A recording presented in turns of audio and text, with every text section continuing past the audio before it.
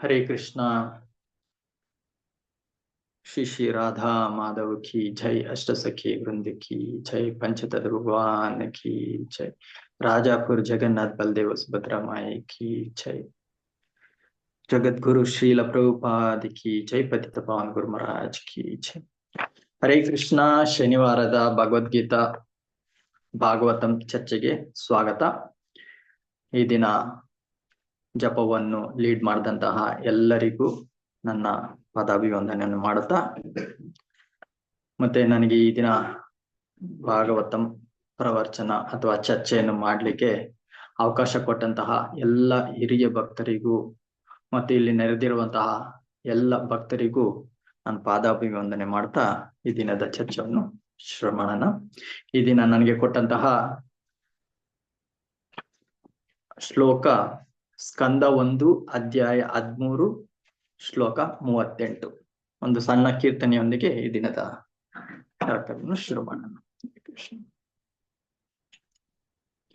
ಜಯ ರಾಧಾ ಮಾಧವ ಕುಂಜ ಬಿಹಾರಿ ಗೋಪಿ ಜನ ವಲ್ಲಭ ಗಿರಿವರಧಾರಿ.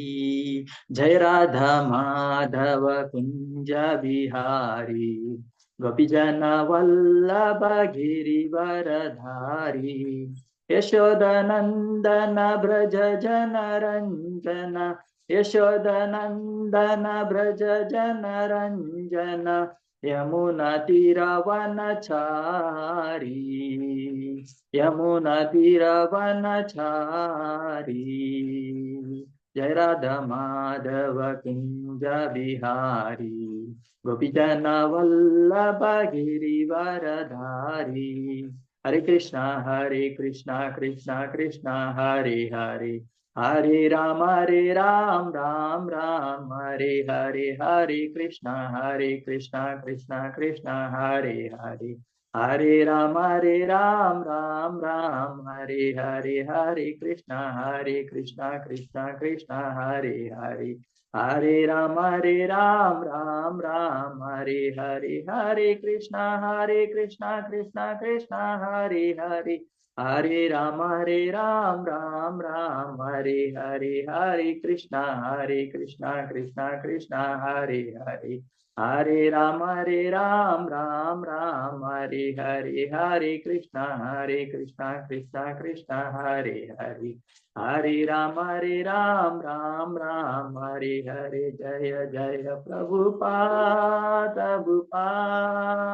प्रभुपाद जय जय प्रभुपाद जय जय गुरुदेव गुरुदेव गुरुदेव जय जय गुरुदेव. नित्य गौर हरि बोल हरि बोल हरि बोल. नित्य गौर हरि बोल हरि बोल हरि बोल हरि बोल हरि बोल.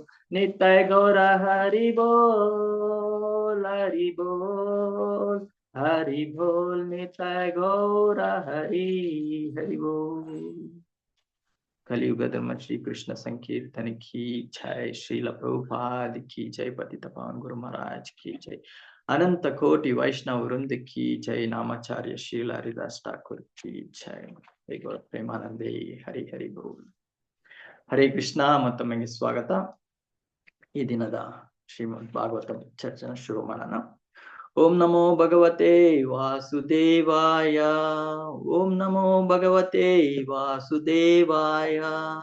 ನಾರಾಯಣಂ ನಮಸ್ಕೃತ್ಯಂ ನರಂ ಚೈವ ನರೋತ್ತಮಂ ದೇವೀಂ ಸರಸ್ವತಿಂ ವ್ಯಾಸಂ ತತೋ ಜಯಮುದೀರಯತೆ. ನಷ್ಟಪ್ರಾಯೇಷು ಅಭಿದ್ರೇಷು ನಿತ್ಯಂ ಭಾಗವತ ಸೇವಯಾ ಭಗವತಿ ಉತ್ತಮ ಶ್ಲೋಕೆ ಭಕ್ತಿರ್ಭವತಿ ನೈಷ್ಠುಕಿ.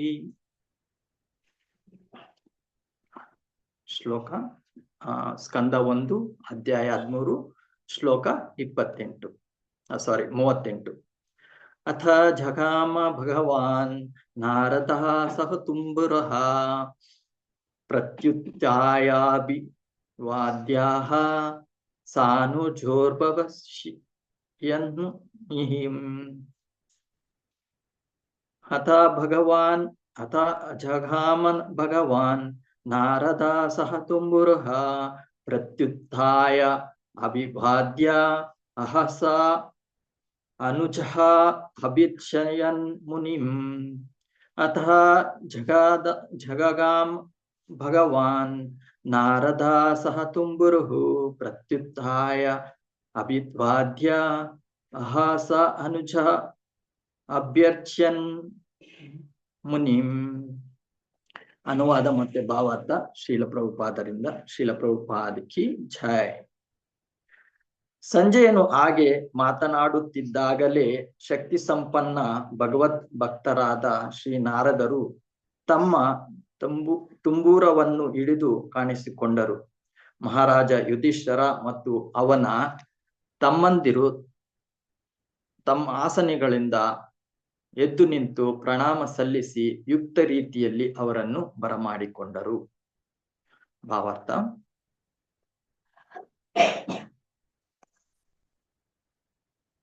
ದೇವರ್ಷಿ ನಾರದರು ಭಗವಂತನ ಅತ್ಯಂತ ಆಪ್ತ ಭಕ್ತರಾಗಿದ್ದರಿಂದ ಅವರನ್ನು ಇಲ್ಲಿ ಭಗವಾನ್ ಎಂದು ವರ್ಣಿಸಲಾಗಿದೆ. ಭಗವಂತನ ಪ್ರೇಮಮಯ ಸೇವೆಯಲ್ಲಿ ನಿಜವಾಗಿ ನಿರತರಾದವರು ಭಗವಂತನನ್ನು ಅವನ ಅತ್ಯಂತ ಆಪ್ತ ಭಕ್ತರನ್ನು ಒಂದೇ ಮಟ್ಟದಲ್ಲಿ ಉಪಚರಿಸುತ್ತಾರೆ. ಅಂತಹ ಆಪ್ತ ಭಕ್ತರು ಭಗವಂತನಿಗೆ ಅತ್ಯಂತ ಪ್ರೀತಿಪ್ರಾಪ್ತರಾಗಿರುತ್ತಾರೆ. ಏಕೆಂದರೆ ವಿಭಿನ್ನ ಸಾಮರ್ಥ್ಯವುಳ್ಳ ಈ ಭಕ್ತರು ಭಗವಂತನ ಮಹಿಮೆಯನ್ನು ಉಪದೇಶಿಸಲು ಎಲ್ಲೆಡೆ ಸಂಚರಿಸುತ್ತಾರೆ. ಭಗವಂತನ ಭಕ್ತರಲ್ಲದವರನ್ನು ಚಿತ್ತ ಸ್ವಾಸ್ಥ್ಯದ ವೇದಿಕೆಗೆ ಕರೆತಂದು ಭಕ್ತರನ್ನಾಗಿ ಪರಿವರ್ತಿಸುವಲ್ಲಿ ಯಥಾಶಕ್ತಿ ಪ್ರಯತ್ನಿಸುತ್ತಾರೆ. ವಾಸ್ತವಿಕವಾಗಿ ಜೀವಿಯು ತನ್ನ ಸ್ವರೂಪ ಸ್ಥಿತಿಯಿಂದಾಗಿ ಭಗವಂತನ ಭಕ್ತನಾಗದಿರಲಾರ. ಆದರೆ ಅಭಕ್ತನೋ ಅವಿಶ್ವಾಸಿಯೋ ಆದಾಗ ಆತನು ಜೀವನದ ಸುಸ್ಥಿತಿಯಲ್ಲಿ ಇಲ್ಲವೆಂದು ತಿಳಿಯಬೇಕು. ಭಗವಂತನ ಆಪ್ತ ಭಕ್ತರು ಭ್ರಮಾತ್ಮಕ ಜೀವಿಗಳನ್ನು ಉಪಚರಿಸುತ್ತಾರೆ. ಆದ್ದರಿಂದ ಅವರು ಭಗವಂತನಿಗೆ ಬಹಳ ಪ್ರಿಯರಾದವರಾಗಿರುತ್ತಾರೆ. ನಂಬಿಕೆ ಭಕ್ತಿ ಇಲ್ಲದವರನ್ನು ಪರಿವರ್ತಿಸಲು ಭಗವಂತನ ಮಹಿಮೆಯನ್ನು ಉಪದೇಶಿಸುವವರಿಗಿಂತ ತನಗೆ ಹೆಚ್ಚು ಪ್ರಿಯರಾದವರು ಬೇರೆ ಇಲ್ಲ ಎಂದು ಭಗವಂತನೇ ಭಗವದ್ಗೀತೆಯಲ್ಲಿ ಹೇಳಿದ್ದಾನೆ.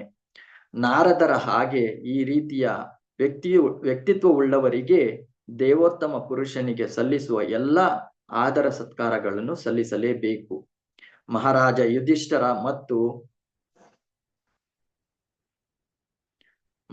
ಯುಧಿಷ್ಠರ ಮತ್ತು ಸಜ್ಜನರಾದ ಅವನ ತಮ್ಮಂದಿರು ನಾರದರಂತಹ ಶುದ್ಧ ಭಕ್ತರನ್ನು ಬರಮಾಡಿಕೊಳ್ಳುವ ವಿಷಯದಲ್ಲಿ ಇತರರಿಗೆ ನಿದರ್ಶನರಾಗಿದ್ದರು. ತಂತಿವಾದ್ಯವಾದ ವೀಣೆಯನ್ನು ನುಡಿಸುತ್ತಾ ಭಗವಂತನ ಮಹಿಮೆಯನ್ನು ಸಂಕೀರ್ತನೆ ಮಾಡುವುದೊಂದನ್ನು ಬಿಟ್ಟು ನಾರದರು ಬೇರೆ ಯಾವ ಕೆಲಸವನ್ನು ಹಚ್ಚಿಕೊಂಡಿರಲಿಲ್ಲ. ಓಂ ಅಜ್ಞಾನತಿಮಿರಾಂಧಸ್ಯ ಜ್ಞಾನಾಂಜನಶಲಾಕಯ ಚಕ್ಷುರುಂ ಉನ್ಮಿಲಿತಂ ಯೇನ ತಸ್ಮೈ ಶ್ರೀ ಗುರವೇ ನಮಃ. ಶ್ರೀ ಚೈತನ್ಯ ಮನೋಭೀಷ್ಟಂ ಸ್ಥಾಪಿತಂ ಯೇನ ಭೂತಲೆ ಸ್ವಯಂ ರೂಪಾ ಕದಾ ಮಹ್ಯಂ ದದಾತಿ ಸ್ವಪದಾಂಕಿತಂ. ವಂದೇಹಂ ಶ್ರೀಗುರು ಶ್ರೀಯುತಪದಕಮಲಂ ಶ್ರೀಗುರುನ್ ವೈಷ್ಣವಾಂಶ್ಚ ಶ್ರೀರೂಪಂ ಸಾಗ್ರಜಾತಂ ಸಹಗಣ ರಘುನಾಥಾನ್ವಿತಂ ತಂ ಸಜೀವಂ ಸಾದ್ವೈತಂ ಸಾವಧೂತಂ ಪರಿಜನ ಸಹಿತಂ ಕೃಷ್ಣ ಚೈತನ್ಯ ದೇವಂ ಶ್ರೀ ರಾಧಾ ಕೃಷ್ಣ ಪಾದಾನ್ ಸಹಗಣ ಲಲಿತಾ ಶ್ರೀ ವಿಶಾಖಾನ್ವಿತಾಂಶ್ಚ. ಹೇ ಕೃಷ್ಣ ಕರುಣಾ ಸಿಂಧು ದೀನಬಂಧು ಜಗತ್ಪತೆ ಗೋಪೇಶ ಗೋಪಿಕಾ ಕಾಂತ ರಾಧಾ ಕಾಂತ ನಮಸ್ತುತೆ. ತಪ್ತ ಕಾಂಚನ ಗೌರಾಂಗಿ ರಾಧೆ ವೃಂದಾವನೇಶ್ವರಿ ವೃಷಭಾನುಸುತೆ ದೇವಿ ಪ್ರಣಮಾಮಿ ಹರಿಪ್ರಿಯೆ. ವಾಂಛಾ ಕಲ್ಪತರುವಸ್ಯ ಕೃಪಾ ಸಿಂಧುಭ್ಯೇವ ಚ ಪತಿತಾನಾಂ ಪಾವನೇಭ್ಯೋ ವೈಷ್ಣವೇಭ್ಯೋ ನಮೋ ನಮಃ. ನಮೋ ವಿಷ್ಣುಪಾದಾಯ ಕೃಷ್ಣಪ್ರೇಷ್ಠಾಯ ಭೂತಲೆ ಶ್ರೀಮತೆ ಭಕ್ತಿವೇದಾಂತ ಸ್ವಾಮಿ ನಿತ್ಯನಾಮಿನೇ. ನಮಸ್ತೆ ಸರಸ್ವತಿ ದೇವಿ ಗೌರವಾಣಿ ಪ್ರಚಾರಿಣಿ ನಿರ್ವಿಶೇಷ ಶೂನ್ಯವಾದಿ ಪಾಶ್ಚಾತ್ಯ ದೇಶತಾರಿಣಿ. ನಮೋ ವಿಷ್ಣುಪಾದಾಯ ಕೃಷ್ಣಪ್ರೇಷ್ಠಾಯ ಭೂತಲೆ ಶ್ರೀಮತಿ ಜಯಪತಾಕ ಸ್ವಾಮಿ ನಿತ್ಯನಾಮಿನೇ. ನಮೋ ಆಚಾರ್ಯ ಪಾದಾಯ ನಿತ್ಯಾಯ ಕೃಪಪದಾಯಿನಿ ಗೌರಕತದಾಮದಾಯ ನಗರ ಗ್ರಾಮ ತಾರಿಣಿ. ಜಯ ಶ್ರೀ ಕೃಷ್ಣ ಚೈತನ್ಯ ಪ್ರಭು ನಿತ್ಯಾನಂದ ಶ್ರೀ ಅದ್ವೈತ ಗದಾಧರ ಶ್ರೀವಾಸಾದಿ ಗೌರಭಕ್ತ ವೃಂದ. ಹರೇ ಕೃಷ್ಣ ಕೃಷ್ಣ ಕೃಷ್ಣ ಹರೇ ಹರೇ ಹರೇ ರಾಮ ರಾಮ ರಾಮ ಹರೇ ಹರೇ.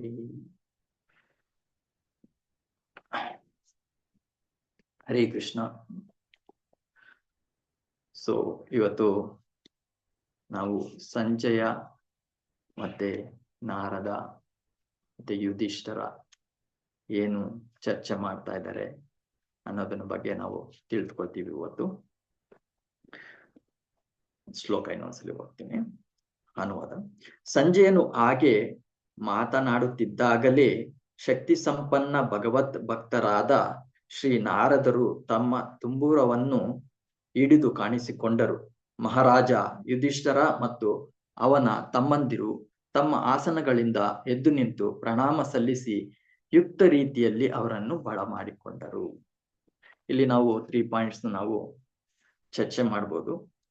ಏನಂತ ಹೇಳಿದ್ರೆ, ನಾರದರು ಏಕೆ ಅಲ್ಲಿ ಬಂದ್ರು, ಮತ್ತೆ ಸಂಜಯ್ ಏನೇನ್ ಹೇಳ್ತಾ ಇದ್ದ, ಮತ್ತೆ ಸಾಧು ಸಂತರು ಬಂದಾಗ ಅವರಿಗೆ ಯಾವ ರೀತಿಯಾದ ಆದರವನ್ನು ಕೊಟ್ಟು ಅಥವಾ ಅವರಿಗೆ ಸಾಷ್ಟಾಂಗ ನಮಸ್ಕಾರಗಳನ್ನು ಮಾಡ್ತಾ ಬರಮಾಡಿಕೊಳ್ಳಬೇಕು ಅನ್ನೋದನ್ನ ನಾವು ತಿಳ್ಕೊಳ್ಬಹುದು. ಮತ್ತೆ ಸಾಧುಗಳು ಬಂದು ಏನ್ ಮಾಡ್ತಾರೆ ಅದು ಮುಖ್ಯವಾದದ್ದು. ಸೊ ನಾವಿಲ್ಲಿ ಬ್ಯಾಕ್ ಗ್ರೌಂಡ್ ನೋಡಿದಾಗ ಹಸ್ತಿನಾಪುರ, ಕುರುಕ್ಷೇತ್ರ ಆದ್ಮೇಲೆ ಹಸ್ತಿನಾಪುರದಲ್ಲಿ ಫಸ್ಟ್ ನಾವೆಲ್ಲ ಇದೆಲ್ಲ ಚರ್ಚೆ ಮಾಡಿದೀವಿ. ಮೊದ್ಲೇ ಯುಧಿಷ್ಠರ ಮಹಾರಾಜ ತುಂಬಾ ದುಃಖ ತಪ್ತನಾಗಿದ್ದಾನೆ. ಯಾಕಂದ್ರೆ ಅವ್ರಿಗೆ ಯಾವ ಕಡೆ ನೋಡಿದ್ರು ಕೇವಲ ವಿದೇವರಿ ಕಾಣಿಸ್ತಾ ಇದ್ರು. ಕೇವಲ ಯಾರ್ಯಾರಿದ್ರು ಅಂತ ಹೇಳಿದ್ರೆ ಹಿರಿಯರಾದಂತವ್ರು ಧೃತರಾಷ್ಟ್ರ, ಗಾಂಧಾರಿ, ಮತ್ತೆ ಕುಂತಿ ಮಹಾರಾಣಿ, ಮತ್ತೆ 5 ಪಾಂಡವರು. ಅವ್ರನ್ನ ಬಿಟ್ಟು ಇನ್ನೆಲ್ಲರೂ ಯುದ್ಧದಲ್ಲಿ ಮರಣ ಹೊಂದಿದ್ರು. ಯಾವ ಕಡೆ ನೋಡಿದ್ರು ಈ ವಿಧವೆಯರೇ ಕಾಣ್ತಾ ಇದ್ರು. ಅದರಿಂದ ಅದಕ್ಕೆ ತುಂಬಾ ದುಃಖ ತಪ್ತರಾಗಿದ್ರು. ಇದೇ ರೀತಿ ಅವರು 20-30 ವರ್ಷಗಳು ಧೃತರಾಷ್ಟ್ರ ಮತ್ತೆ ಗಾಂಧಾರಿ ಮತ್ತೆ ಕುಂತಿ ಮಹಾರಾಣಿಯ ಆಶೀರ್ವಾದಂತೆ ಮತ್ತೆ ಅವರ ಅವರು ಕೊಡುವಂತಹ ಜ್ಞಾನದಿಂದನೇ ಅವರು ರಾಜ್ಯಭಾರವನ್ನು ಕಳೀತಾ ಇದ್ರು. ಹೀಗೆ ಅವ್ರಿಗೆ 20-30 ವರ್ಷ ಆಗೋಗಿತ್ತು ಇದರ ತೀರ್ಥಯಾತ್ರೆಗಳಿಗೆ ಹೋಗಿ. ಅವರು ಇದ್ದಾರೋ ಇಲ್ಲ ಅಂತಾನೂ ಗೊತ್ತಿರ್ಲಿಲ್ಲ ಯುಧಿಷ್ಠರಿಗೆ. ಆ ಸಮಯದಲ್ಲಿ ವಿದುರರು ಬರ್ತಾರೆ. ವಿದುರರು ಬಂದಾಗ ಏನು, ಅವರು ಮೈತ್ರೇಯ ಮುನಿಗಳ ಹತ್ರ ಜ್ಞಾನವನ್ನು ಪಡೆದು, ಭಗವತ್ ಜ್ಞಾನವನ್ನು ಪಡೆದು, ಅವರ ಹತ್ರ ದೀಕ್ಷೆಯನ್ನು ಪಡೆದು ಅವ್ರು ಬರ್ತಾರೆ. ಅವರು ಒಳ್ಳೆ ಭಕ್ತರಾಗಿ ಬಂದಾಗ ಭಕ್ತರ ಮೊದಲ ಕೆಲಸ ಏನು, ಮತ್ತೆ ಜೀವಿಗಳಿಗೆ ಅಥವಾ ಫಾಲನ್ ಸೋಲ್ಸ್ಗೆ ಏನ್ ಹೇಳ್ತೀವಿ ಅವರನ್ನು ಉದ್ಧಾರ ಮಾಡುವುದೇ ಅದ ಕೆಲಸ. ವಿದುರ ಮಹಾರಾಜ ಬಂದಾಗ ಅವ್ರು ಮೊದ್ಲೇ ಡಿಸೈಡ್ ಆಗಿ ಬಂದಿದ್ರು, ಪ್ಲಾನ್ ಆಗಿ ಮಾಡ್ಕೊಂಡ್ ಬಂದಿದ್ರು. ನಾನು ಲಾಸ್ಟ್ ಟೈಮ್ ಚರ್ಚೆ ಮಾಡುವಾಗ ನಾನು ಹೇಳ್ತಾ ಇದ್ದೆ ಏನು ಅಂತ ಹೇಳಿದ್ರೆ, ಅವ್ರು ಮೊದ್ಲೇ ರಿಟರ್ನ್ ಟಿಕೆಟ್ ಬುಕ್ ಮಾಡ್ಕೊಂಡ್ ಬಂದಿದ್ರು. 1 ಟಿಕೆಟ್ ಅಲ್ಲಿ ಬಂದಿದ್ರು, ರಿಟರ್ನ್ ಟಿಕೆಟ್ 3 ಟಿಕೆಟ್ ಬುಕ್ ಮಾಡ್ಕೊಂಡು ಬಂದಿದ್ರು ಅವರು. ಅದು ಯಾರಿಗೂ ಗೊತ್ತಿರ್ಲಿಲ್ಲ. ಅವ್ರು ಎಲ್ಲರೂ ಸಂತೋಷವಾಗಿ ಯುಧಿಷ್ಠಿರ ಮಹಾರಾಜ ಮತ್ತೆ ಅವರ ತಮ್ಮಂದ್ರು ಮತ್ತೆ ನಾಗರಿಕರು ಎಲ್ಲರೂ ಕೂಡ ತುಂಬಾ ಪ್ರೀತಿ ಆಧಾರದಿಂದ ಅವ್ರನ್ನ ಬರಮಾಡಿಕೊಂಡ್ರು. ಅವ್ರಿಗೆ ಸೇವೆ ಉಪಚಾರಗಳನ್ನು ಮಾಡಿದ್ರು. ಮತ್ತೆ ಅವರಿಂದ ದಿನವೂ ಈ ಭಗವಂತನ ಪ್ರವಚನವನ್ನು ಕೇಳ್ತಾ ಇದ್ರು. ನಾವಿವಾಗ ದಿನ ಹೇಗೆ ರೀತಿ ಶ್ರೀಮದ್ ಭಾಗವತವನ್ನ ಚರ್ಚೆ ಮಾಡ್ತೀವಿ, ಅದೇ ರೀತಿ ಅವರ ಹತ್ರ ಪ್ರವಚನ ಕೇಳ್ತಾ ಇದ್ರು. ತುಂಬಾ ಸಂತೋಷವಾಗಿರ್ತಾ ಇದ್ರು. ಈ ಸಂತೋಷವಾಗಿದ್ದಾಗ ಏನಾಗ್ತದೆ, ಆದ್ರೆ ಏನು ನಾನು ಮೊದ್ಲೇ ಏನೇ ಹೇಳ್ದಾಗೆ ವಿದುರ ಮಹಾರಾಜರು ಮೊದ್ಲೇ ಪ್ಲಾನ್ ಮಾಡ್ಕೊಂಡ್ ಬಂದಿದ್ರು. ಹೇಗಾದ್ರೂ ಮಾಡಿ ಈ ಧೃತರಾಷ್ಟ್ರ ಗಾಂಧಾರಿಯನ್ನ ಇಲ್ಲಿಂದ ಕರ್ಕೊಂಡು ಹೋಗ್ಬೇಕು, ಅವ್ರಿಗೆ ಜ್ಞಾನವನ್ನು ಕೊಟ್ಟು ಅವರ ಮುಂದಿನ ಜೀವನ ಹೇಗೆ ಅಂತ ಅವ್ರು ತಿಳಿಸ್ಕೊಳ್ಬೇಕು. ಅವರು ನಾವು ಇಂದಿನ ಶ್ಲೋಕಗಳಲ್ಲಿ ಚರ್ಚೆ ಮಾಡಿದ್ವಲ್ಲ, ಯಾವ ರೀತಿ ಹೇಳ್ತಾರೆ ಅಂತ, ನೀನು ಒಂದು ನಾಯಿಯ ರೀತಿ ಭೀಮನ ಅಂಗಲ್ಲಿ ಬಾಳ್ತಾ ಇದೀಯ ಅಂತೆಲ್ಲ ಹೇಳಿ ಅವ್ರಿಗೆ ತುಂಬಾ ಸ್ಟ್ರಾಂಗ್ ವರ್ಡ್ಸ್ ಹೇಳ್ಕೊಡ, ತುಂಬಾ ಸ್ಟ್ರಾಂಗ್ ಆದ ಪದಗಳನ್ನು ಉಪಯೋಗಿಸಿ ಅವರನ್ನ ಕರ್ಕೊಂಡು ಹೋಗ್ತಾರೆ. ಸೊ ಇಲ್ಲಿ ಯುಧಿಷ್ಠಿರ ಮಹಾರಾಜರ ಇನ್ನೊಂದು ಕರ್ತವ್ಯ ಏನಾಗಿರುತ್ತೆ ಅಂತ ಹೇಳಿದ್ರೆ, ಬೆಳಿಗ್ಗೆ ಅವರು ಎದ್ದ ತಕ್ಷಣ ಅವರು ಆಚಮನ ಸ್ನಾನಾದಿಗಳನ್ನು ಮುಗಿಸಿ ಭಗವಂತನ ಪೂಜೆಗಳನ್ನು ಮುಗಿಸಿ ಅವರ ಆಸ್ಥಾನಕ್ಕೆ ಹೋಗಕ್ಕೂ ಮೊದಲು ಈ ಹಿರಿಯರಾದಂತಹ ಯುಧಿಷ್ಠಿರ ಗಾಂಧಾರಿ ಮತ್ತೆ ವಿದುರರ ಆಶೀರ್ವಾದವನ್ನು ಪಡೆದು ಅವರು ಮತ್ತೆ ಆಸ್ಥಾನಕ್ಕೆ ಹೋಗಿ ಅವರ ದಿನಚರ್ಯಗಳಲ್ಲಿ ತೊಡಸ್ಕೊಳ್ತಾ ಇದ್ರು. ಅದೇ ರೀತಿ ಅವರು ಈ ದಿನ ಬರ್ತಾರೆ. ಇವತ್ತಿನ ಶ್ಲೋಕದಲ್ಲಿ ಏನ್ ನಡೀತಾ ಇದೆ, ಅವ್ರು ಬಂದು ನೋಡಿದಾಗ ಅವ್ರ ದೊಡ್ಡಪ್ಪ ಆಗ್ಲಿ ಚಿಕ್ಕಪ್ಪ ಆಗ್ಲಿ ಅಥವಾ ದೊಡ್ಡಮ್ಮನಾಗ್ಲಿ, ಅಂದ್ರೆ ಧೃತರಾಷ್ಟ್ರ, ವಿದುರ ಮತ್ತೆ ಗಾಂಧರಿಯು ಅಲ್ಲಿ ಕಾಣೋದಿಲ್ಲ. ಅವ್ರಿಗೆ ತುಂಬಾ ದುಃಖ ಆಗುತ್ತೆ. ಓ, ನಮ್ಗೆ ಇದ್ದಿದ್ದೆ ಇವ್ರು ಹಿರಿಯರಾದಂಥವ್ರು ಇವ್ರು ಮೂವರಿದ್ರು, ಇವ್ರು ಕಾಣ್ತಾ ಇಲ್ಲಲ್ಲ. ಮೊದ್ಲೇ ಧೃತರಾಷ್ಟ್ರನ್ಗೆ ಕಣ್ಣು ಕಾಣೋದಿಲ್ಲ, ನನ್ನ ದೊಡ್ಡಮ್ಮ ಕಣ್ಣಿಗೆ ಪಟ್ಟಿಯನ್ನು ಕಟ್ಕೊಂಡ್ಬಿಟ್ಟಿದ್ದಾರೆ.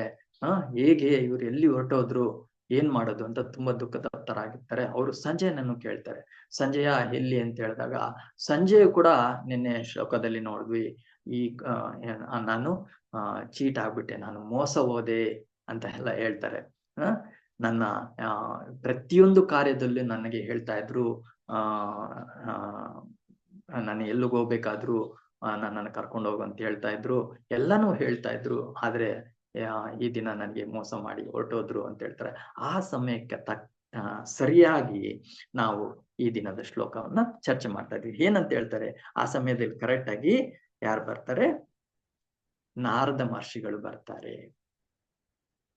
ನೋಡಿ, ನಾವು ಅರ್ಥ ಮಾಡ್ಕೊಳ್ಬೇಕು. ಭಾಗವತದಲ್ಲಿ ತುಂಬಾ ಕಡೆಗಳಲ್ಲಿ ನಾವು ಚರ್ಚೆ ಮಾಡ್ತೀವಿ. ಏನಂತ ಹೇಳಿದ್ರೆ, ನಾರದ ಮಹರ್ಷಿಗಳು ಎಂತಹ ಪರಿಸ್ಥಿತಿಯಲ್ಲಿ ಹೋಗ್ತಾರೆ, ಯಾವ ಬರ್ತಾರೆ ಅಂತ ನಾವು ಹೇಳ್ಬೋದು. ಏನ್ ನೋಡಿ, ನಾವು ಒಂದು ಎಕ್ಸಾಂಪಲ್ ನೋಡ್ಬೋದು. ಚಿತ್ರಕೇತು, ಅವನ ಮಗನವನ್ನು ಕಲ್ತ್ಕೊಂಡು ನಾವು ಇದನ್ನ ಸುಮಾರು ಪ್ರವಚನಗಳಲ್ಲಿ ಕೇಳಿರಬಹುದು. ಅವನ್ಗೆ ಒಂದು ಮಗು ಹುಟ್ಟುತ್ತೆ. ಅದು ಸಾವಿರಾರು ವರ್ಷಗಳು ಅವ್ರಿಗೆ ಮಕ್ಕಳಾಗಿರೋದಿಲ್ಲ. ಅವರು ಪ್ರಾರ್ಥನೆಯನ್ನು ಮಾಡ್ತಾರೆ ನಾರದರ ಹತ್ರ, ನನಗೆ ಮಕ್ಕಳು ಬೇಕು ಅಂದಾಗ, ಇಲ್ಲ ನಿನಗೆ ಮಕ್ಕಳು ಆಗುವಂತ ಯೋಗ ಇಲ್ಲ ಅಂತ ಹೇಳಿದ್ರು ಕೂಡ, ಇಲ್ಲ, ನೆಕ್ಸ್ಟ್ ನನ್ನ ರಾಜ್ಯವನ್ನು ಆಳೋದಿಕ್ಕೆ ಅಥವಾ ನನ್ಗೆ ಪಿಂಡನು ಬಿಡುವಂತ ಒಂದು ಮಗ ಬೇಕು ಅಂತ ಹೇಳಿದಾಗ, ಸರಿ ಆದ್ರೆ ಕೊಡ್ತೀವಿ, ಆದ್ರೆ ಅವನಿಂದ ಒಂದು ಶೋಕನು ಬರುತ್ತೆ, ದುಃಖನು ಬರುತ್ತೆ, ಸಂತೋಷ ಮತ್ತೇನು ಹರ್ಷ ಶೋಕ ಅವನ ಹೆಸರು. ಮಗನ ಹೆಸರು ಹರ್ಷ ಶೋಕ. ಅಂದ್ರೆ ಅವನಿಂದ ಹರ್ಷನೂ ಆಗುತ್ತೆ, ಶೋಕನೂ ಸಿಗುತ್ತೆ ಅಂತ ಹೇಳ್ತಾರೆ. ಆ ರೀತಿಯಾದ ಮಗನು, ಶಾರ್ಟ್ ಕಟ್ ಆಗಿ ಹೇಳ್ತಾ ಇದ್ದೀನಿ. ಆ ಮಗನನ್ನು ಅವರ ಮಲತಾಯಿಯರೇ ಕೊಂದ್ಬಿಡ್ತಾರೆ. ಯಾಕಂದ್ರೆ ಆ ರಾಜ ಮಗನಾದ ಮೇಲೆ ಆ ಮಲತಾಯಿಯರ ಬಗ್ಗೆ ಏನು ಗಮನವನ್ನು ಕೊಡ್ತಾ ಇಲ್ಲ ಅಂತ ಹೇಳ್ಬಿಟ್ಟು ಅವ್ರೇನ್ ಮಾಡ್ತಾರೆ, ಮಲತಾಯಿನೇ ಅವರ ಮಗುವನ್ನ ಕೊಂದು ಬಿಡ್ತಾರೆ. ಆ ಸಮಯದಲ್ಲಿ ನಾರದ ಮಹರ್ಷಿಗಳು ಮತ್ತೆ ಬರ್ತಾರೆ ಅಲ್ಲಿ. ಮತ್ತೆ ಬಂದು ಯಾರ ಜೊತೆ ಬರ್ತಾರೆ? ಪರ್ವತ ಮುನಿ ಅನ್ಸುತ್ತೆ. ಪರ್ವತ ಮುನಿನ ಯಾರು ಇನ್ನೊಬ್ಬರ ಜೊತೆ ಬರ್ತಾರೆ. ಅವರು ಬಂದು ಜ್ಞಾನವನ್ನು ಕೊಡ್ತಾರೆ ಅಲ್ಲಿ. ನೋಡಿ, ಅಲ್ಲಿ ತುಂಬಾ ದುಃಖ ತಪ್ತರಾಗಿರ್ತಾರೆ ಯಾರು? ಚಿತ್ರಕೇತು ಅವರು. ಆ ಸಮಯದಲ್ಲಿ ಬಂದು ಅವನಿಗೆ ಜ್ಞಾನೋಪದೇಶವನ್ನು ಮಾಡಿ ಹಾಗೂ ಸುಮಾರು ವರ್ಷಗಳ ಅಂದಾಗ ಅವರು ಕೂಡ ಭಗವದ್ಧಾಮಕ್ಕೆ ಹೋಗುತ್ತಾರೆ, ಯಾರು? ಚಿತ್ರಕೇತು ಅವರು. ಅದೇ ರೀತಿ ನಾವು ನೋಡ್ಬೋದು ಧ್ರುವ ಮಹಾರಾಜ. ಅವ್ರಿಗೂ ತುಂಬಾ ಡಿಸ್ಟ್ರೆಸ್ ಆಗಿ ಭಗವಂತನನ್ನು ನೋಡ್ಬೇಕು ಅಂತ ಹೇಳ್ಬಿಟ್ಟು ಅವ್ನಿಗೆ ಗೊತ್ತಿಲ್ಲ, ಭಗವಂತನ ಪ್ಲಾನ್ ಏನಿದೆ ಅಂತ ಗೊತ್ತಿಲ್ಲ. ಆದ್ರೆ ನಾರದ ಮಹರ್ಷಿಗಳು ಬಂದು ಅವ್ರಿಗೆ ಏನು ಕೊಡ್ತಾರೆ? ನಾರಾಯಣ ಮಂತ್ರವನ್ನು, ಓಂ ನಮೋ ಭಗವತಿ ನಾರಾಯಣ ಅಂತ ಹೇಳ್ತಾರೆ. ಏನ್ ಹೇಳ್ತಾರೆ? ಓಂ ನಮೋ ನಾರಾಯಣಾಯ ಅನ್ನೋ ಮಂತ್ರವನ್ನು ಕೊಟ್ಟು ಅವರು ಕೂಡ ಭಗವಂತನ ಧಾಮಕ್ಕೆ ಹೋಗ್ಬೇಕು. ಸೊ ಇದರಿಂದ ಏನ್ ಅರ್ಥ ಮಾಡ್ಕೋಬೇಕು? ಸಾಧು ಸಂತರು ಬಂದಾಗ ಅವರನ್ನು ಯಾವ ರೀತಿ ಆಧಾರ ಮಾಡ್ಕೊಳ್ಬೇಕು? ಅವರು ಬರೋದು ಏನಕ್ಕೆ? ಆಕ್ಚುಲಿ ಅವ್ರು ಬರೋದು ನಮ್ಮ ಉದ್ಧಾರಕ್ಕೋಸ್ಕರನೇ ಬರ್ತಾರೆ. ಅವ್ರು ಬಂದ್ರಪ್ಪ, ಏನು ಡೊನೇಷನ್ ಕೇಳ್ತಾರೆ, ಇದನ್ ಕೇಳ್ತಾರೆ, ಏನ್ ಸೇವೆ ಮಾಡ್ಬೇಕು, ಅದನ್ನ ಮಾಡ್ಬೇಕು, ಇದನ್ನ ಆ ತರ ನಾವು ಅರ್ಥ ಮಾಡ್ಕೋಬಾರ್ದು. ಸಾಧು ಸಂತರು ಬಂದಾಗ ಏನ್ ಮಾಡ್ತಾರೆ? ಅವರು ನಮ್ಮ ಉದ್ಧಾರಕ್ಕೆ ಬರ್ತಾರೆ. ಉದಾಹರಣೆಗೆ ಹೇಳ್ಬೇಕಾದ್ರೆ, ನಾವು ಒಬ್ಬರ ಶ್ರೀಮಂತನ ಹತ್ರ ಹೋದ್ರೆ ಅವನ ಹತ್ರ ಧನವನ್ನು ಕೇಳಿದ್ರೆ ಧನವನ್ನು ಕೊಡ್ತಾರೆ ಅಲ್ವಾ? ನಾವು ಅವನ ಹತ್ರ ದುಡ್ಡನ್ನು ಹೋದಾಗ ಅವನ ಹತ್ರ ಇದು ನಂದು ದುಡ್ಡು, ಇದು ನನ್ನ ಪ್ರಾಪರ್ಟಿ, ತಗೋ ಅಂತ ಹೇಳ್ಬಿಟ್ಟು ಅವ್ನ ದುಡ್ಡನ್ನು ಕೊಡ್ತಾರೆ. ಡಾಕ್ಟರ್ ಹತ್ರ ಹೋದಾಗ ಔಷಧಿಯನ್ನು ಕೊಡ್ತಾರೆ, ಯಾಕಂದ್ರೆ ಅವ್ರ ಹತ್ರ ಇರೋದು ಅದೇ. ಆದ್ರೆ ನಾವು ಸಾಧು ಸಂತರ ಹತ್ರ ಹೋದಾಗ ನಾವ್ ಏನ್ ಕೇಳ್ಬೇಕು? ಅದನ್ನೇ ಕೇಳ್ಬೇಕಲ್ವಾ? ಭಕ್ತಿಯನ್ನು ಕೇಳ್ಬೇಕು. ಯಾಕಂದ್ರೆ ಅವರಲ್ಲಿ ಅಪಾರವಾದಂತ ಭಕ್ತಿ ಇರುತ್ತೆ. ಇಲ್ಲಿ ನಾವು ನೋಡ್ತಾ ಇದ್ವಿ, ದೇವರ್ಷಿ ನಾರದರು ಭಗವಂತನ ಅತ್ಯಂತ ಆಪ್ತ ಭಕ್ತರಾದ್ದರಿಂದ ಅವರನ್ನು ಇಲ್ಲಿ ಭಗವಾನ್ ಎಂದು ಸಂಬೋಧಿಸಿದ್ದಾರೆ. ನೋಡಿ, ನಾವು ಸಾಧು ಸಂತರನ್ನ ಅಥವಾ ತುಂಬಾ ಶುದ್ಧರಾದ ಭಕ್ತರನ್ನ, ನಾರದ ಮಹರ್ಷಿ ಆಗ್ಬೋದು, ಇನ್ನು ಹಲವಾರು ಭಕ್ತರನ್ನ, ಆದ್ರೂ ಎಸ್ಪೆಷಲಿ ನಾರದರನ್ನಲ್ಲಿ ಭಗವಾನ್ ಅಂತ ಕರೀತಾ ಇದ್ದಾರೆ. ಅಂದ್ರೆ ಭಗವಂತನ ಸ್ಥಿತಿಯಲ್ಲಿ ಅಂದ್ರೆ ಅವರ ಲೆವೆಲ್ಗೆ ಕೂರಿಸಿ ಅವರನ್ನು ಕೂಡ ಭಗವಂತ ಅಂತ ಕರೀತಾರೆ. ಏಕೆ ಅಂತ ಹೇಳಿದ್ರೆ ಅವರು ತುಂಬಾ ಪವರ್ಫುಲ್. ಅಂದ್ರೆ ಭಗವಂತನನ್ನು ಸದಾ ಅವರ ಹೃದಯದಲ್ಲಿ ಇಟ್ಕೊಳ್ತಾರೆ. ಅವ್ರು ಪವರ್ಫುಲ್ ಅಂತ ಹೇಳ್ತಾರೆ. ಇಂಗ್ಲಿಷ್ ನಲ್ಲಿ ಈ ಭಾವಾರ್ಥವನ್ನು ಇಂಗ್ಲಿಷ್ ನಲ್ಲಿ ನೋಡಿದಾಗ ನಾರದ ಮಹರ್ಷಿ ಇಸ್ ಎ ಪವರ್ಫುಲ್ ಅಂತಾರೆ. ಅವ್ರನ್ನ ಎಂಪವರ್ಡ್ ಅಂತ ಕರೆಯೋದಿಲ್ಲ. ಎಂಪವರ್ಡ್ ಅಂದ್ರೆ ಬೇರೆಯವರಿಂದ ಪ್ರವಚನ ಅಥವಾ ಅವರಿಂದ ಜ್ಞಾನವನ್ನು ಪಡೆದು ಇದಾಗಿರೋದು. ಆದ್ರೆ ನಾರದ ಮಹರ್ಷಿಗಳು ಹಾಗಲ್ಲ. ಅವರು ಪವರ್ಫುಲ್. ಅವರ ಹತ್ರ ಆ ರೀತಿಯಾದ ಭಕ್ತಿ ಇದೆ. ಭಗವಂತನನ್ನು ಅವರು ಸದಾ ಅವರ ಮನಸ್ಸಿನಲ್ಲಿ ಕಾಣ್ತಾರೆ.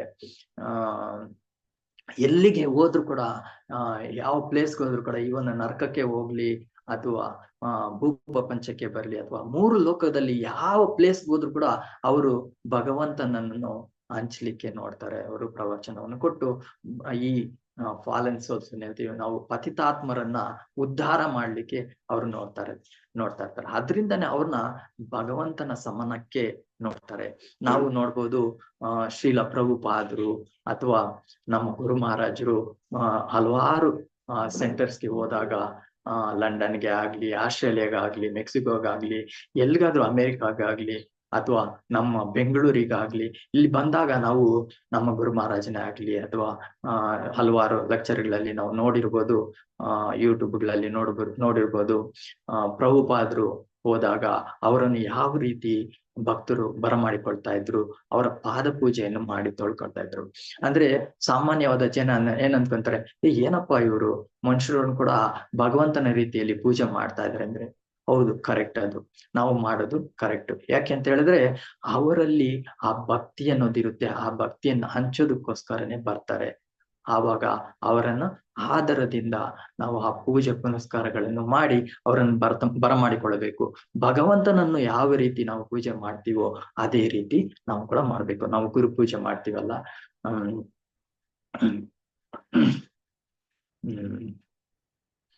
ಆ ರೀತಿ ನಾವು ಭಗವಂತನಿಗೆ ಯಾವ ರೀತಿ ಪೂಜೆ ಮಾಡ್ತೀವೋ ಅದೇ ರೀತಿ ನಾವು ಕೂಡ ಗುರು ಪೂಜೆಯನ್ನು ಮಾಡ್ತೀವಿ. ಅಂದ್ರೆ ಏನಂದ್ರೆ ನಾವು ಭಕ್ತರನ್ನು ಕೂಡ ಭಗವಂತನ ಪ್ಲೇಸ್ ಅಲ್ಲಿ ಕೂರಿಸ್ತೀವಿ. ಸೊ ಇಲ್ಲಿ ನಾವು ನೋಡ್ಬೋದು ನಾರದ ಮಹರ್ಷಿಗಳು ಎಂತಹ ಶುದ್ಧವಾದ ಭಕ್ತರಾಗಿದ್ದರು. ಅವರನ್ನಿಲ್ಲಿ ಪ್ರಭುಪಾದರು ಭಗವಾನ್ ಎಂದೇ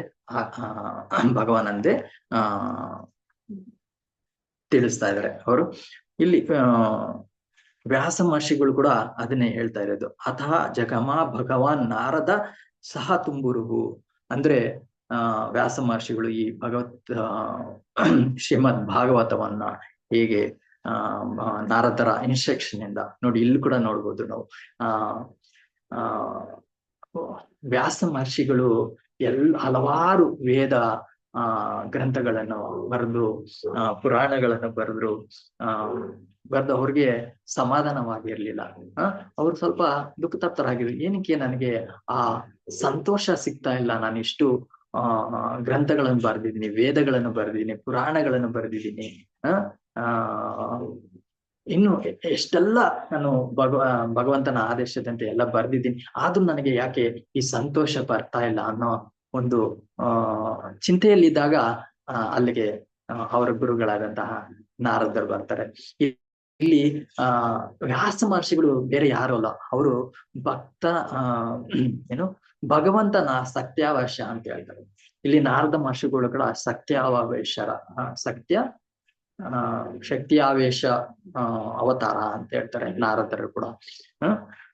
ಅಲ್ಲಿ ಕೂಡ ನೋಡ್ತಾ ಇದೀವಲ್ಲ, ವ್ಯಾಸ ಮಹರ್ಷಿಗಳು ಕೂಡ ಚಿಂತೆಯಲ್ಲಿದ್ದಾಗ ನಾರದ ಮಹರ್ಷಿಗಳು ಬಂದು ಅವರು ನೀನ್ ಏನು ಮಾಡಿಲ್ಲ ಅನ್ನೋದನ್ನ ತಿಳಿಸಿಕೊಟ್ಟು ಏನ್ ಮಾಡ್ಬೇಕು ಅಂತ ಹೇಳ್ತಾರೆ. ಅಂದ್ರೆ ನೀನು ಇಷ್ಟು ದಿನ ಏನು ಅರ್ಥಶಾಸ್ತ್ರಗಳ ಪ್ರಕಾರ ಈ ಪೂಜೆ ಮಾಡಿದ್ರೆ ನಿಮ್ಗೆ ಈ ಲಾಭ ಸಿಗುತ್ತೆ, ಈ ಪ್ರಯೋಜನ ಸಿಗುತ್ತೆ ಅನ್ನೋ ರೀತಿಯಲ್ಲಿ ಎಲ್ಲ ಪುರಾಣ ವೇದಗಳನ್ನೆಲ್ಲ ಬರ್ದೆ ನೀನು, ಗ್ರಂಥಗಳನ್ನೆಲ್ಲ ಬರ್ದೆ ನೀನು ಭಗವಂತನ ಬಗ್ಗೆ, ಗುಣಗಾನಗಳ ಬಗ್ಗೆ, ಅವರ ಕಾರ್ಯ ಚಟುವಟಿಕೆಗಳ ಬಗ್ಗೆ ನೀನು ಬರ್ದಿಲ್ಲ. ಅದಕ್ಕೆ ನೀನು ಚಿಂತಾಕ್ರಾಂತನಾಗಿದ್ದೀಯಾ. ನೀನು ಅದರ ಬಗ್ಗೆ ನೀನ್ ಬರೆಯೋಕೆ ಶುರು ಮಾಡು, ಆವಾಗ ನಿನಗೆ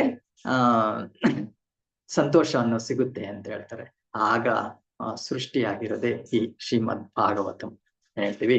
ಆವಾಗ ಈ ಕೃಷ್ಣನ ಬಗ್ಗೆ, ಅವರ ಸ್ಟಾರ್ಟಿಂಗ್ ಇಂದ ಯಾವ ರೀತಿ ಈ ಪ್ರಪಂಚ ಉತ್ಪತ್ತಿ ಆಯ್ತು, ಅದಕ್ಕೆ ಕಾರಣ ಯಾರು? ಪ್ರತಿಯೊಂದಕ್ಕೂ ಕಾರಣ ಭಗವಂತನೇ, ಕೃಷ್ಣನೇ ಅನ್ನೋದನ್ನ ಅವರು ಗುಣಗಾನಗಳನ್ನು ಮಾಡ್ತಾ ಈ ಶ್ರೀಮದ್ ಭಾಗವತವನ್ನ ರಚನೆಯನ್ನು ಮಾಡಿದ್ರು.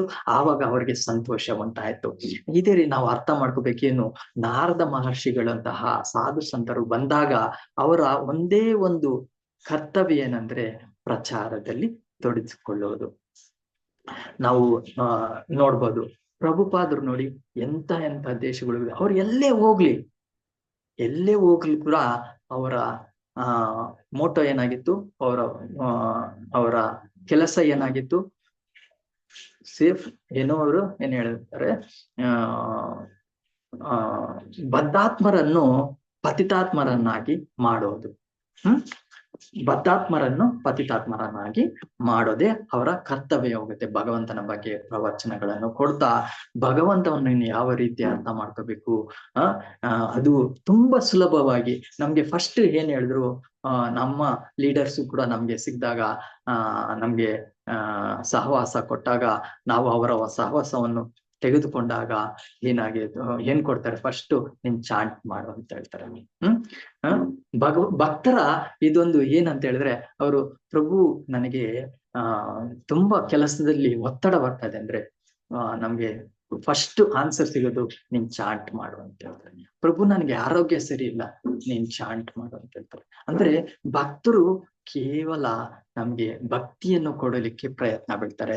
ಅವರು ಅವ್ರ ಹತ್ರ ಹೋಗ್ಬೇಕಿರೋದು, ನಾವು ಕೂಡ ಭಕ್ತಿಯನ್ನು ಕೇಳಲಿಕ್ಕೆ ಅವ್ರ ಹತ್ರ ಹೋಗ್ಬೇಕು. ಯಾವುದೇ ಭೌತಿಕ ವಿಷಯದಲ್ಲಿ ಅಥವಾ ಭೌತಿಕ ಪ್ರಯೋಜನಗಳನ್ನ ಕೇಳೋದಕ್ಕೆ ಅವ್ರ ಹತ್ರ ಹೋಗ್ಬಾರ್ದು ಅಂತ ಹೇಳ್ತಾರೆ. ಇವರು ಸರಸ್ವತಿ ಶ್ರೀಲ ಪ್ರಭುಪಾದರ ಗುರುಗಳು ಸರಸ್ವತಿ ಸಿದ್ಧಾಂತ ಸರಸ್ವತಿ ಠಾಕೂರ್ ಅವರು, ಭಕ್ತಿ ಸಿದ್ಧಾಂತ ಸರಸ್ವತಿ ಠಾಕೂರ್ ಅವರ ಗುರುಗಳು, ಅವ್ರ ಹೆಸರು ಅಕ್ಕಪಕ್ಕದಲ್ಲಿ ಮೊನ್ನೆ ಡಿಸಪಿರೆನ್ಸ್ ಡೇ ಆಯ್ತು ಅವ್ರದ್ದು. ಅವ್ರ ಹತ್ರ ಅವ್ರು ನೋಡಿ ಹೇಗೆ ಏನ್ ಮಾಡ್ತಾ ಇದ್ರು ಅಂತ ಹೇಳಿದ್ರೆ, ಅವ್ರು ಇಲ್ಲಿಟ್ರೇಟ್ ಆಗಿದ್ರು. ಅವ್ರಿಗೆ ಓದ್ ಬರಹಗಳು ಬರ್ತಾ ಇಲ್ಲ, ಯಾವಾಗಲೂ ಭಗವಂತನ ನಾಮವನ್ನು ಮಾಡ್ಕೊಂತ ಇದ್ರು. ಅವ್ರ ಹತ್ರ ಎಲ್ಲರೂ ಹೋಗ್ಬಿಟ್ಟು ನನಗೆ ಅವರ ಏನು ಭಕ್ತಿಯನ್ನು ನೋಡಿ, ಅವರ ಶುದ್ಧ ಭಕ್ತಿಯನ್ನು ನೋಡಿ ಎಲ್ಲರೂ ಜನ ಹತ್ರ ಹೋಗ್ಬಿಟ್ಟು ನನ್ಗೆ ಆ ಕಷ್ಟ ಇದೆ, ಈ ಕಷ್ಟ ಇದೆ ಅಂತ ಹೇಳಿ ಹೋಗ್ತಾ ಇದ್ದಾಗ, ಅವ್ರೇನ್ ಮಾಡ್ತಾ ಇದಾರೆ ಅಂದ್ರೆ, ಅವರು ಏನು ಶೌಚಾಗೃಹ ಅಂದ್ರೆ ಟಾಯ್ಲೆಟ್, ಅಲ್ಲಿ ಹೋಗ್ಬಿಟ್ಟು ಅವರು ಜಪವನ್ನು ಮಾಡ್ತಾ ಇದ್ದಂತೆ. ನೀವ್ ಯಾಕೆ ಅಲ್ಲಿ ಹೋಗಿ ಮಾಡ್ತೀರಾ ಅಂತ ಹೇಳಿದ್ರೆ, ಈ ಸಾಮಾನ್ಯ ಜನ ಎಲ್ಲ ಬರ್ತಾರೆ, ನನ್ನ ಹತ್ರ ಇಲ್ದಿರೋದನ್ನ ಕೇಳ್ತಾರೆ, ನನ್ನ ಹತ್ರ ಭಕ್ತಿಯನ್ನು ಕೇಳಿದ್ರೆ ನಾನು ಏನ್ ಮಾಡ್ಬೇಕು ಅಂತ ಹೇಳ್ಬೋದು. ಆದ್ರೆ ನನ್ನ ಮಕ್ಕಳಿಗೆ ಮದ್ವೆ ಯಾವಾಗ ಆಗುತ್ತೆ, ನನ್ ಮಗ ಯಾವಾಗ ಕೆಲಸ ಸಿಗುತ್ತೆ, ನನ್ಗೆ ಆಶೀರ್ವಾದವನ್ನು ಮಾಡು, ನಾನು ಶ್ರೀಮಂತನಾಗುವಂತೆ ಆಶೀರ್ವಾದ ಮಾಡು, ಅದನ್ನೆಲ್ಲ ಕೇಳ್ತಾರೆ ಅಂತ ಹೇಳಿದ್ರೆ, ಅದರಿಂದ ನಾನು ಡಿಸ್ಟರ್ಬ್ ಆಗೋದು ಬೇಡ ಅಂತ ಹೇಳ್ಬಿಟ್ಟು ಅವರು ಪವಿತ್ರ ನಾಮಗಳನ್ನ ಉಚ್ಚಾರಣೆ ಮಾಡ್ಲಿಕ್ಕೆ ಹೋಗಿ ಮಲಮೂತ್ರದ ಕೊಠಡಿಯಲ್ಲಿ ಕೂತ್ಕೊಂಡು ಅಲ್ಲಿ ಕೂಡ ಜಪ ಮಾಡ್ತಾ ಇದ್ರಂತೆ. ನೋಡಿ, ಅವರು ಅಷ್ಟು ಶುದ್ಧರಾಗಿದ್ರು. ಅಲ್ಲಿರೋ ಸ್ಮೆಲ್ಲು ಅದು ಇದು ಅವರು ಕನ್ಸಿಡರ್ ಮಾಡ್ತಾ ಇಲ್ಲ, ಅದು ಬಾಡಿಗೆ ಮಾತ್ರ. ಆದ್ರೆ ಅವರು ಹೋಲಿ ನೇಮನ್ನ ಅಂದ್ರೆ ಪವಿತ್ರ ನಾಮವನ್ನು ಜಪ ಮಾಡ್ತಾ ಅಲ್ಲಿ ಯಾರಿಗೂ ಡಿಸ್ಟರ್ಬೆನ್ಸ್ ಇಲ್ದಿರ ಇರುತ್ತೆ ಅಂತ ಹೇಳ್ಬಿಟ್ಟು ಅಲ್ಲಿ ಹೋಗಿ ಮಾಡ್ತಾ ಇದ್ರು. ನೋಡಿ, ಈ ರೀತಿ ಸಾಧು ಸಂತರು ಯಾವಾಗೂನು ನಮ್ಗೆ ಭಕ್ತಿಯನ್ನು ಕೊಡ್ಲಿಕ್ಕೆ ಪ್ರಯತ್ನ ಮಾಡ್ತಾ ಇರ್ತಾರೆ. ಅದನ್ನ ನಾವು ಅರ್ಥ ಮಾಡ್ಕೋಬೇಕು. ಅದರಿಂದನೇ ಇಲ್ಲಿ ನಾರದ ಮಹರ್ಷಿ ಏನ್ ಹೇಳ್ತಾ ಇದ್ದಾರೆ, ಭಗವಂತನ ಸೇವೆಯಲ್ಲಿ, ಭಗವಂತನ ಪ್ರೇಮಮಯ ಸೇವೆಯಲ್ಲಿ ನಿಜವಾಗಿ ನಿರತರಾದವರು ಭಗವಂತನನ್ನು ಅತ್ಯಂತ ಆಪ್ತ ಭಕ್ತರನ್ನು ಒಂದೇ ಮಟ್ಟದಲ್ಲಿ ಉಪಚರಿಸುತ್ತಾರೆ. ಅಂದ್ರೆ ನಾವು ಅದನ್ನ ಚೆನ್ನಾಗಿ ತಿಳ್ಕೋಬೇಕು. ಯಾವಾಗ ಸಾಧು ಸಂತರು ಅಥವಾ ನಮ್ಮ ಗುರು ಮಹಾರಾಜಗಳು ಬಂದಾಗ ಅವರನ್ನು ಕೂಡ ನಾವು ಆದರದಿಂದ ಭಕ್ತಿ ಪೂರ್ವಕವಾಗಿ ಬರಮಾಡಿಕೊಂಡು ಅವರ ಪೂಜೆ ಪುನಸ್ಕಾರಗಳನ್ನು ಮಾಡಿ ಅವರನ್ನು ಬರಮಾಡ್ಕೋಬೇಕು. ಮತ್ತೆ ಅವ್ರ ಹತ್ರ ಕೇವಲ ಭಕ್ತಿಯನ್ನು ಕೇಳಬೇಕು, ನಾವು ಬೇರೆ ಏನನ್ನು ಕೇಳಬಾರದು. ಸೊ ನೆಕ್ಸ್ಟ್ ನಾವು ಅವ್ರು ಬಂದಾಗ ಹೇಗೆ ಪ್ರವಚನದಲ್ಲೇ ತೊಡಗಿಸ್ಕೊಳ್ತಾರೆ, ಬೇರೆ ಏನು ಕೆಲಸ ಇರೋದಿಲ್ಲ ಅನ್ನೋದನ್ನ ನಾವು ಅರ್ಥ ಮಾಡ್ಕೊಂಡ್ ಬಂದ್ವಿ. ಮತ್ತೆ ಇಲ್ಲಿ ನಾವು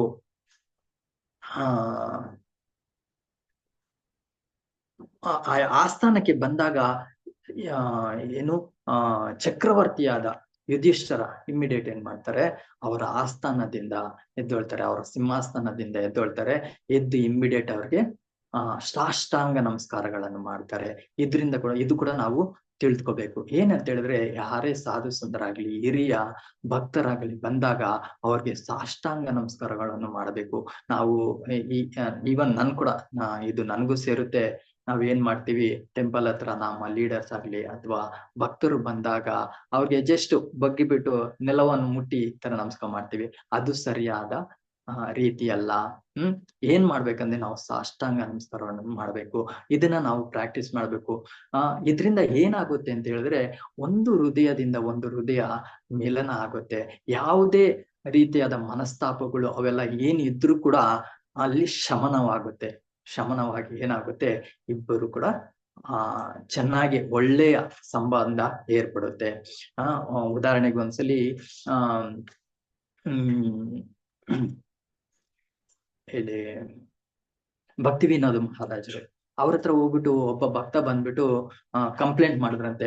ಆ ಭಕ್ತ ಬಂದ್ಬಿಟ್ಟು ಆ ಡಿವೋಟಿ ಬಂದ್ಬಿಟ್ಟು ಆಗ್ ಮಾಡ್ತಾ ಇದಾರೆ, ಈಗ ಮಾಡ್ತಾ ಇದಾರೆ, ಕೆಲಸಗಳು ಸರಿ ಮಾಡ್ತಾ ಇಲ್ಲ, ಏನು ಸೇವೆ ಸರಿ ಮಾಡ್ತಾ ಇಲ್ಲ ಅಂತ ಹೇಳ್ತಾರೆ.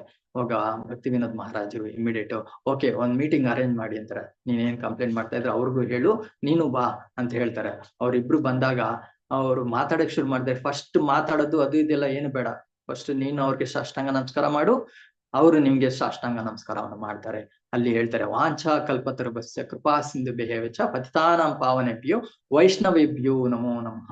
ಇಲ್ಲಿ ವೈಷ್ಣವರಾದಾಗ ಅಲ್ಲಿ ಪಾದಾಭಿವಂದನೆ ಮಾಡಿದಾಗ ಏನಾಗುತ್ತೆ, ಅವ್ರ ಪಾದವಂದನೆ ಮಾಡಿ ಮಿಡಿಯರು ಕ್ಷಮೆಯನ್ನು ಕೇಳ್ತಾ ಇದ್ದಾಗ ಅವ್ರಿಗೆ ಮನಸ್ಸಲ್ಲಿ ಹೇಗೆ ಆಗಿರುತ್ತೆ ಅಂತ ಹೇಳಿದ್ರೆ, ಅವರಲ್ಲಿ ಇರುವಂತಹ ಕೋಪ ಮತ್ತೆ ಅವರಲ್ಲಿರುವಂತಹ ಏನು ಕಂಪ್ಲೇಂಟ್ ಬುದ್ಧಿ ಏನಿದೆ ಅಲ್ಲೆಲ್ಲ ನಶಿಸಿ ಹೋಗುತ್ತೆ. ಅವರು ಇಮ್ಮಿಡಿಯೇಟ್ ಆಗ್ತಾರೆ. ಇಬ್ರು ಸ್ಮೈಲಿಂಗ್ ಕೊಟ್ಕೊಳ್ತಾರೆ. ಅವ್ರ ಏನ್ ಮಾಡ್ತಾರೆ, ನಗುಮುಖಗಳಿಂದ ನೋಡಿ ಅಲ್ಲೇ ಚರ್ಚೆ ಮಾಡಿ ಇಮಿಡಿಯೇಟ್ ಸಾಲ್ವ್ ಮಾಡ್ಕೊಳ್ತಾರೆ. ಇದು ಇಲ್ಲಿ ಏರ್ಪಡುತ್ತೆ. ಇದನ್ನ ನಾವು ಇವಾಗಿಂದ ಮಾಡ್ತಾ ಇರೋದಲ್ಲ. ಇವನ್ ಸನಾತನ ಗೋಸ್ವಾಮಿ ಕೂಡ ನಾವು ವೃಂದಾವನದಲ್ಲಿ ಕೂಡ ನೋಡ್ತೀವಿ, ಎಷ್ಟೋ ಭಕ್ತರು ಈ ಸಾಷ್ಟಾಂಗವನ್ನು ನಮಸ್ಕಾರ ಮಾಡ್ತಾ ಗೋವರ್ಧನಗಿರಿಯನ್ನು ಸುತ್ತಾ ಇರ್ತಾರೆ. ಒಬ್ಬೊಬ್ರು ಒಬ್ಬೊಬ್ರು 10 ಅಂದ್ರೆ ಒಂದೇ ಸ್ಥಳದಲ್ಲಿ ನಿಂತ್ಕೊಂಡು ಸಾಷ್ಟಾಂಗ ನಮಸ್ಕಾರವನ್ನು 10 ಸಲ ಮಾಡೋದು, ಮತ್ತೆ ಇನ್ನೊಂದು ಸ್ಟೆಪ್ ಹೋಗೋದು. ಆ ತರ ತಿರ್ಗಿ 10 ಸಾಷ್ಟಾಂಗ ನಮಸ್ಕಾರ ಮಾಡೋದು, ಮತ್ತೆ ಇನ್ನೊಂದು ಸ್ಟೆಪ್ ಹೋಗೋದು. ಆ ರೀತಿ ಒಬ್ಬೊಬ್ರು 108 ಇರ್ಬೋದು, 1001 ಇರ್ಬೋದು, ಈ ತರ ಎಲ್ಲ ನೋಡ್ತೀವಿ. ಈವನ್ ಸನಾತನ ಗೋಸ್ವಾಮಿ ಅವರು ಕೂಡ ಪ್ರತಿದಿನ 2000 ಸಾಷ್ಟಾಂಗಗಳ ನಮಸ್ಕಾರಗಳನ್ನು ಮಾಡ್ತಾ ಇದ್ರು. 1000 ಸಾಷ್ಟಾಂಗ ನಮಸ್ಕಾರ ಭಗವಂತನಿಗೆ, 1000 ಸಾಷ್ಟಾಂಗ ನಮಸ್ಕಾರ ಭಕ್ತಾದಿಗಳಿಗೆ ಮಾಡ್ತಾ ಇದ್ರಂತೆ. ನೋಡಿ, ಇದರಿಂದ ನಾವು ತಿಳ್ಕೊಳ್ಬೇಕಾಗಿದೆ ಏನಂತ ಹೇಳಿದ್ರೆ, ಭಕ್ತಾದಿಗಳು ಅಥವಾ ಹಿರಿಯರು ಬಂದಾಗ, ಎದುರುಗಡೆ ಬಂದಾಗ ಅವ್ರು ನಮ್ಮನ್ನು ನೋಡ್ತಾ ಇದಾರೆ ಇಲ್ಲ ನಾವೇನ್ ಗಮನಿಸ್ಬೇಕಾಗಿಲ್ಲ. ಇಮಿಡಿಯೇಟ್ ಏನ್ ಮಾಡ್ಬೇಕು, ದಂಡದ ರೀತಿಯಲ್ಲಿ ನಾವು ಬಿದ್ದು ನಮಸ್ಕಾರವನ್ನು ಮಾಡ್ಬೇಕು. ಇದನ್ನ ಪ್ರಾಕ್ಟೀಸ್ ಮಾಡಿದ್ರೆ ಎಲ್ಲ ಒಳ್ಳೆಯ ಅನುಕೂಲಗಳಾಗುತ್ತೆ. ನಮ್ಮ ಉದ್ಧಾರಕ್ಕೋಸ್ಕರನೇ ನಾವು ಆ ಸಾಷ್ಟಾಂಗ ನಮಸ್ಕಾರವನ್ನು ಮಾಡೋದು ಅಂತ ತಿಳ್ಕೊಬೇಕು. ಓಕೆ, ಹರೇ ಕೃಷ್ಣ. ಆಲ್ರೆಡಿ ಸಮಯ ಆಗಿದೆ. ಇಲ್ಲಿಗೆ ನನ್ನ ಚರ್ಚೆಯನ್ನು ಮುಗಿಸ್ತೀನಿ. ಹರೇ ಕೃಷ್ಣ ಕೃಷ್ಣ ಕೃಷ್ಣ ಹರೇ ಹರೇ, ಹರೇ ರಾಮ ರಾಮ ರಾಮ ಹರೇ ಹರೇ. Hare Krishna.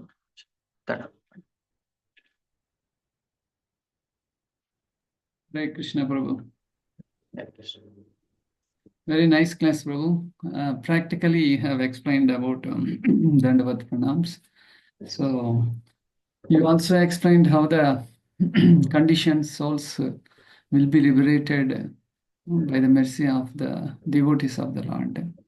And also, how to not to, blaspheme or condemn others. And how to take blessings from the Lord. So very nicely explained. Maybe we can also hear from other participants or Enan Kuntare.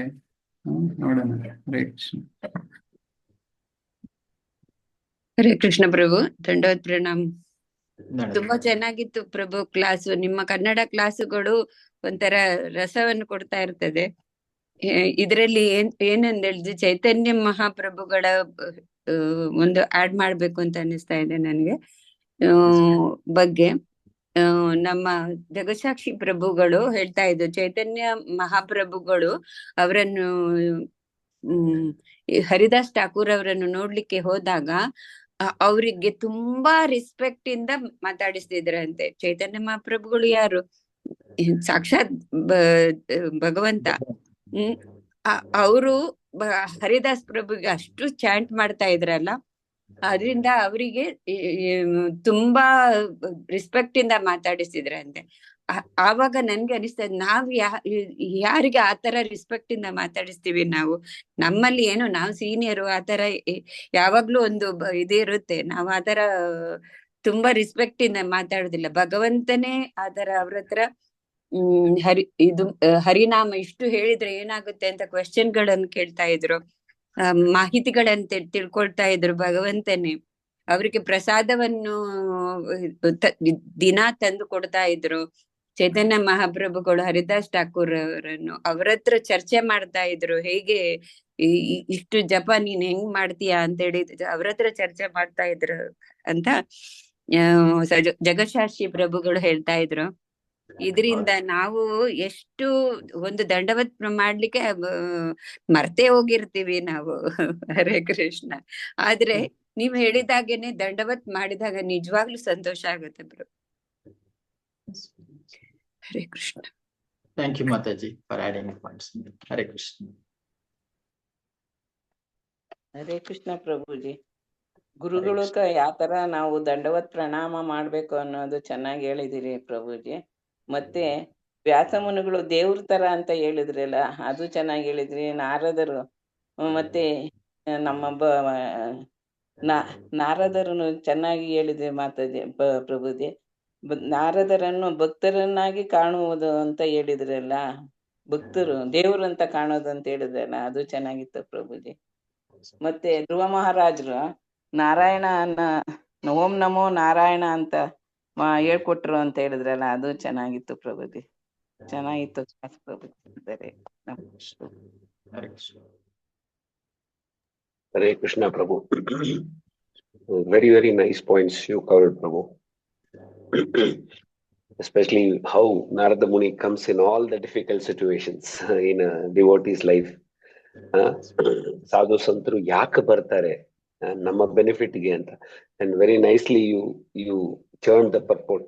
Narada Muni was not empowered, he was powerful. And how you compared that with our current Sadhu Santas, our Param Puja Gurudev, Guru Maharaj, ಅವರೆಲ್ಲ at least ಬರ್ತಾ ಇಲ್ಲ, ಅವ್ರು ಆವಾಗ್ಲೂ ಇದ್ದಾರೆ. ದಿನನಿತ್ಯ ನಮಗೆ message ಕಳಿಸ್ತಾ ಇದ್ದಾರೆ, online touch ಅಲ್ಲಿ ಇದ್ದಾರೆ ನಮ್ಗೆಲ್ಲ ಅನ್ನೋದು ಒಂದು ಯುನೋ ಒಂದು ಸ್ಯಾಟಿಸ್ಫ್ಯಾಕ್ಷನ್. ನಾವು ಎಷ್ಟು ಭಾಗ್ಯವಂತರು ಅಂತ ಅರ್ಥ ಆಯ್ತು ನಮಗೆ. You know that way it was very very nice the way you covered all the points, and how it was the nice Vaishnava etiquette class also, Prabhuji. Hare Krishna. I like the way you mentioned Vidura came with 3 return tickets. Very ball. In the purport it is mentioned, such personalities as Narada must be offered all due respects, like those offered to the personality of Godhead himself and Maharaj Yudhishthira along with his noble brothers. For others, in receiving a pure devotee of the Lord like Narada, who had no other business save and death, except singing the glories of the Lord along with his veena, musical stringed instrument. And Narada Muni is such a wonderful devotee. He is received anywhere and everywhere. He can go to any loka, any planet, or anybody. Even it is the greatest demon Hiranyakashipu also he can go. And he can straight away go to the bedroom of Lord Vishnu in Vaikuntha planet. So that means he is treated at the level of Bhagavan. He is not the Bhagavan, but he is treated as the Bhagavan. So when such personalities they come, how we should receive is very nicely explained in these words. At the same time, when Acharyas also visit the temple, visit the general public place, and also when senior devotees visit our house, how we should receive is the best example of all the Pandavas who exhibited it. And also when we pay the dandavats, especially to their lordships, Radha Krishna or Chaitanya Mahaprabhu, when we pay the dandavats, and when our forehead touches to the ground, and what are all the sands are, that some dust and sand, they stick to our forehead. And if we can able to count how many dust particulars are there, those many janmas, but papas we have done, all those papas will be vanquished. So that is the benefit of the person who pays the Dandavat pranams. And also Radhakrishna Prabhu very nicely explained about Vaishnava etiquette also. So as soon as we see a Siksha Guru or Diksha Guru or an Acharya, immediately we have to pay Dandavat pranam. So this is the etiquette. If we are not doing that, we take it as very casually. Also, we should be very, very careful when we speak with our Guru Maharaj or when we speak with his senior devotees. It is not a casual talk. And when we speak, we should be very polite and talk to the point. And we should not do any prajalpa. We should not talk, or I can say we should not have a loose tongue with the senior Vaishnavas.